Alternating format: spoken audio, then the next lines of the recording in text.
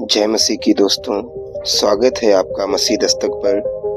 आज हम ऐसी सच्ची कहानी सुनने जा रहे हैं जो उत्तर प्रदेश के फतेहपुर जिले से है। वो एक दिन था जब एक परिवार और कुछ लोग प्रार्थना कर रहे थे और कुछ बाहर के लोग आए और उन पर रिपोर्ट लिखी गई। घर के लोग डर गए, लेकिन परमेश्वर ने किस तरीके से उन लोगों को बचाया, ये कहानी है एक विश्वास की, एक ताकत की, जो हमें बताती है कि प्रभु कभी अपने बच्चों को अकेला नहीं छोड़ता है। तो चलिए शुरू करते हैं वीडियो।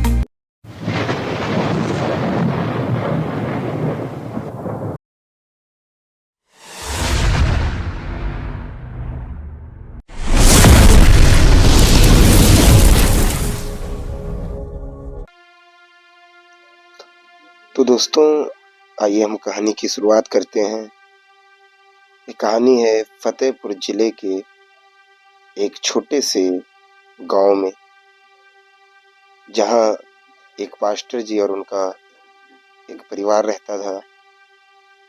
पास्टर जी सालों से गांव के लोगों की मदद किया करते थे।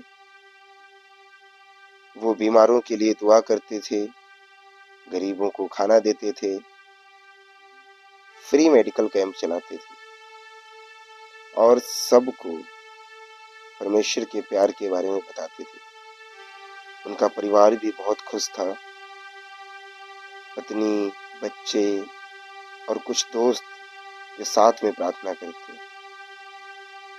कई साल पहले पास्टर जी खुद एक मुश्किल समय से गुजर रहे थे।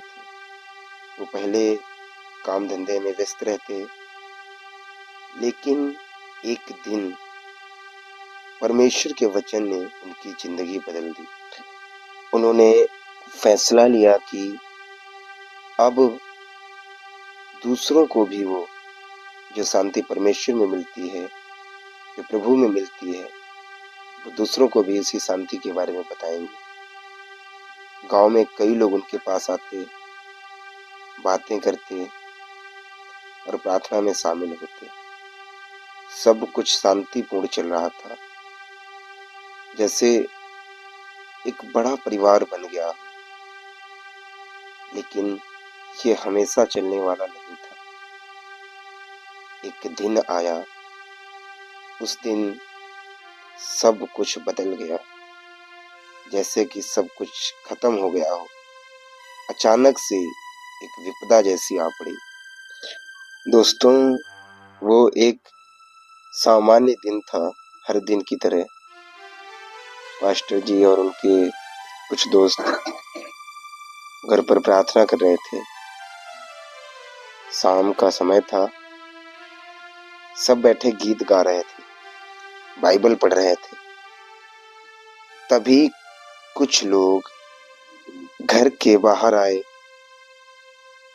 उन्होंने दरवाजा खटखटाया और पूछा कि क्या हो रहा है।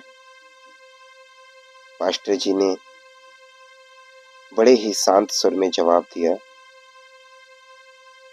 बहुत ही धीमी आवाज के साथ नम्रता से बोला कि कुछ नहीं, सिर्फ प्रार्थना हो रही है। लेकिन वो लोग गलत समझ बैठे और उन लोगों ने कहा कि यहाँ जो सब हो रहा है, जो भी चल रहा है, ये गलत है। प्रार्थना करना गलत है, बाइबल पढ़ना गलत है। दोस्तों, ये कहाँ का नियम है कि प्रार्थना करना, बाइबल पढ़ना या उपवास करना गलत है। लेकिन जो लोग आए, उन लोगों ने इस बात को नहीं सुना। पास्टर जी बहुत उदास हुए। लेकिन ये तो एक सिर्फ छोटी सी बात थी। अगले दिन क्या हुआ भाइयों?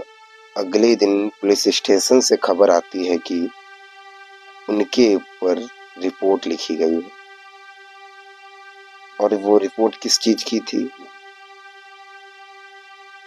उन पर दोष लगाया गया कि यहाँ पर कुछ ऐसे चीजें हो रही हैं जो सही नहीं है।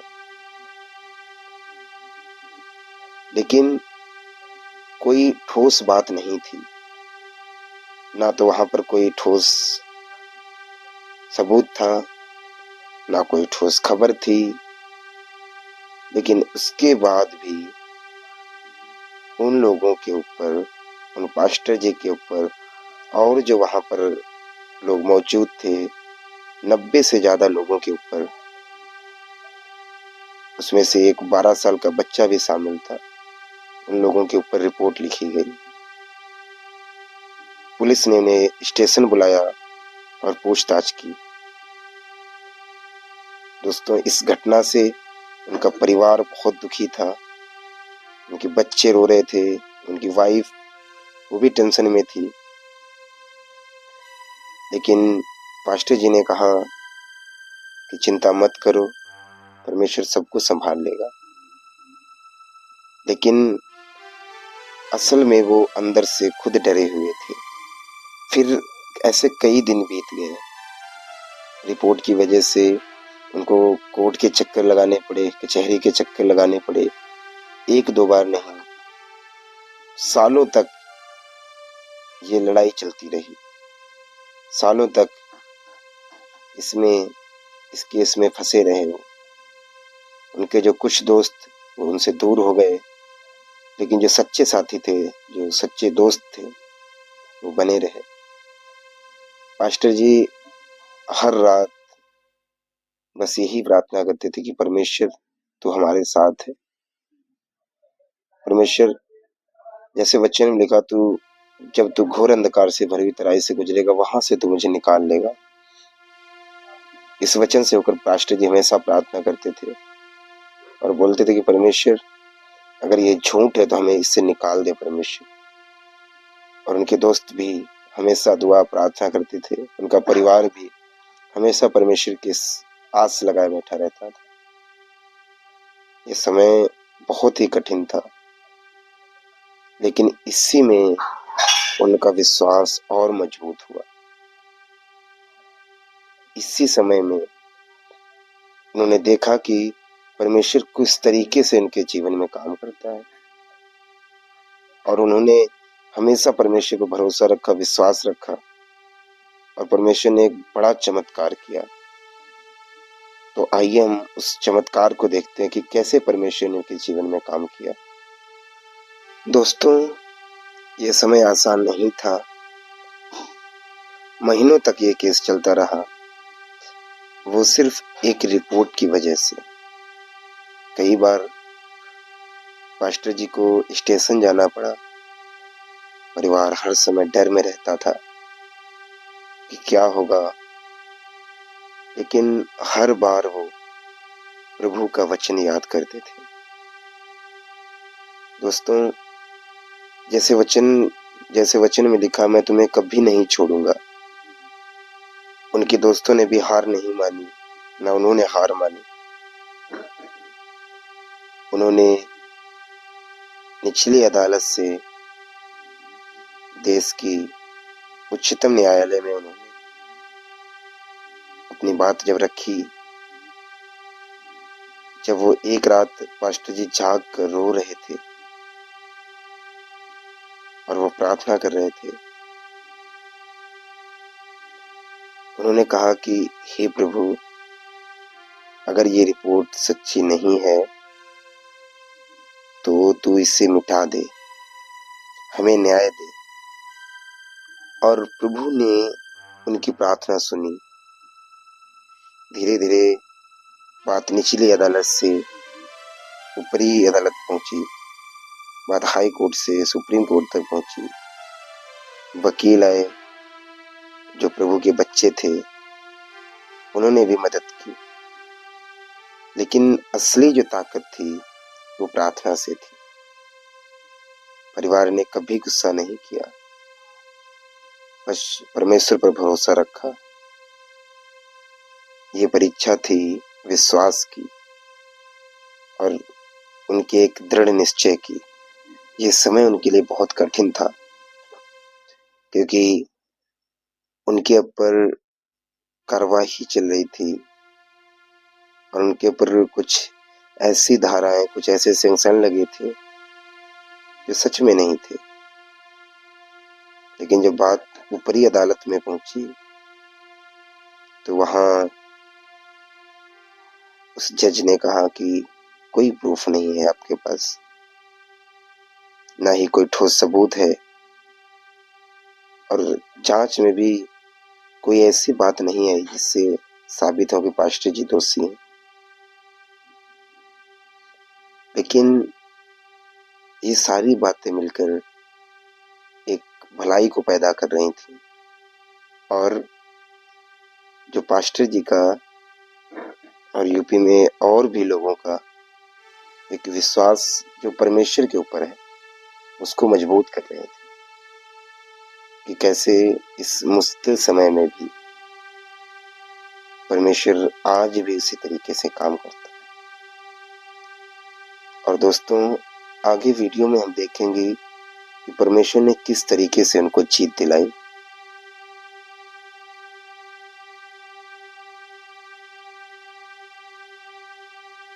तो दोस्तों, फिर एक वो दिन आया जो भारत के इतिहास में सबको याद रहेगा। अक्टूबर 2025 में देश की सबसे बड़ी अदालत सुप्रीम कोर्ट ने फैसला सुनाया और सुप्रीम कोर्ट ने कहा प्रेयर मीटिंग और चैरिटी अपराध नहीं है, कानून का दुरुपयोग करना बंद करो और निर्दोषों को मत सताओ। ये फैसला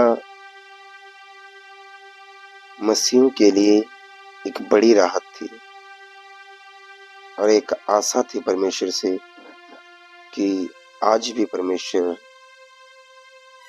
और सुप्रीम कोर्ट है न्याय करता है। दोस्तों, जस्टिस जेबी पदरीवाला और जस्टिस मनोज मिश्रा की बेंच ने कहा कि रिपोर्ट में कोई भी ठोस सबूत नहीं है। ये जो रिपोर्ट है ये गलत तरीके से लिखी गई है और उन्होंने कई रिपोर्ट को रद्द कर दिया। उन्होंने अपनी पावर से, जो सुप्रीम कोर्ट के पास पावर होती है टीटी एंटोनी केस के मुताबिक, रद्द होनी चाहिए। तो दोस्तों, सुप्रीम कोर्ट ने कई एफआईआर को रद्द कर दिया और पास्टर जी और उनके जो 90 साथी थे वो मुक्त हो गए। दोस्तों, ये एक प्रभु का ही चमत्कार है, या फिर जो लोग गलत समझते थे वो सब चुप हो गए, सबके मुंह बंद हो गए। पूरे परिवार ने परमेश्वर का धन्यवाद किया और पास्टर जी ने भी परमेश्वर का थैंक्स किया कि परमेश्वर जो है हमेशा सच्चाई से हमेशा न्याय करता है और सच्चाई का राजा है वो। गांव में फिर शांति हुई और इस बार पहले से भी ज्यादा लोग आने लगे, पहले से भी ज्यादा लोग प्रार्थना में शामिल होने लगे और जिस तरीके से वो पहले काम करते थे, दान करना, चैरिटी करना, मेडिकल कैंप चलाना, उस तरीके से फिर से सारे काम होने लगे। दोस्तों, ये जीत सिर्फ एक परिवार की नहीं है या फिर एक पास्टर की जीत नहीं है,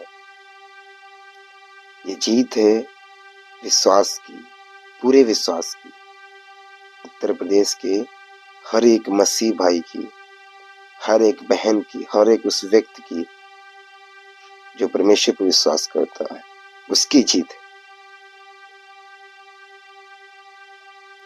तो दोस्तों, लास्ट में मैं आपसे बस यही कहना चाहता हूँ। दोस्तों, ये फतेहपुर की कहानी हमें सिखाती है कि मुश्किल समय में भी प्रार्थना कितनी ताकतवर होती है। अगर आप भी किसी ऐसी मुश्किल से गुजर रहे हैं तो हिम्मत मत हारना। प्रभु पर भरोसा रखो, वो सब कुछ संभाल लेगा। अगर आपके पास ऐसी कोई कहानी है तो आप हमें जरूर शेयर करें और आप ज़्यादा से ज़्यादा कमेंट करें। और आप कमेंट में बताएं कि आपके आसपास या मोहल्ले में या गांव में या जिले में अगर आप भी किसी ऐसी कहानी से वाकिफ हैं जो लोगों के, जो मसीह भाई हैं, उनको गलत तरीके से सताया जा रहा है, गलत तरीके से फंसाया जा रहा है, तो आप उसका नाम और एड्रेस इस पर सेंड कर सकते हैं और ज़रूर हम आपकी कहानी को मसीह दस्तक चैनल पर ज़रूर दिखाएंगे।